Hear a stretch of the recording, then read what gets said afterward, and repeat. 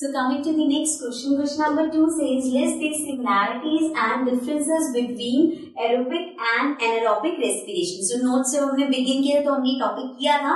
अब यहाँ पे आपको similarities भी बतानी है और difference भी बताना है दोनों में क्या है. So पहले हम बात करते हैं similarities की. In both, food is broken down to release energy. अब aerobic respiration हो या anaerobic respiration हो, दोनों में ही food का breakdown होता है energy प्रोड्यूस करेंगे. So this is one of the similarity. Then both take place inside cells और ये दोनों respiration ही cells के अंदर होते हैं. So ये भी एक कॉमन चीज है.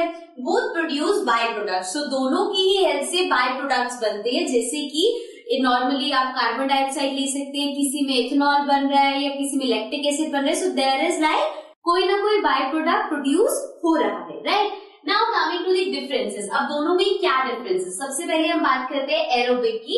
So aerobic में it takes place in the presence of oxygen. So aerobic respiration सिर्फ वही हो सकती है जब ऑक्सीजन present होगी, whereas anaerobic respiration it takes place in absence of oxygen. So अगर जब ऑक्सीजन नहीं है तो anaerobic respiration होता है.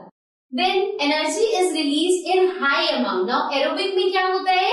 आपके पास ऑक्सीजन अवेलेबल है, सो जो एनर्जी प्रोड्यूस होती है, जो रिलीज होती है energy, that is in high amount as compare to the anaerobic. So energy is release in lesser amount. So जब हम एनारोबिक की बात करते हैं तो एनर्जी लेसर अमाउंट में रिलीज होती है. Okay, then it takes longer time to release energy.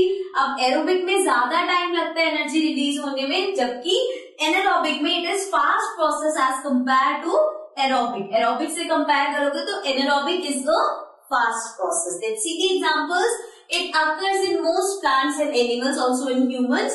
And this one anaerobic होता है, yeast में होता है और human cells में. Again, ये जो human cells है, ऐसा नहीं है कि human सिर्फ anaerobic respiration करते हैं. We human beings depend on aerobic respiration, but at times जब ऑक्सीजन प्रेजेंट नहीं होती तब हम उस पर डिपेंड करते हैं. ओके, सो ऐसा नहीं है कि यहाँ पे ह्यूमन है तो हम लोग सिर्फ एनारोबिक करते हैं, बिकॉज ये बहुत ही लॉजिकल बात है, बेसिक बात है कि हम ऑक्सीजन की हेल्प से रेस्पिरेट करते हैं. ओके, एट टाइम्स जब ऑक्सीजन नहीं सफिशिएंट होती तब हम एनारोबिक में जाते हैं. Okay, so now this was question number 2. We move to the next question.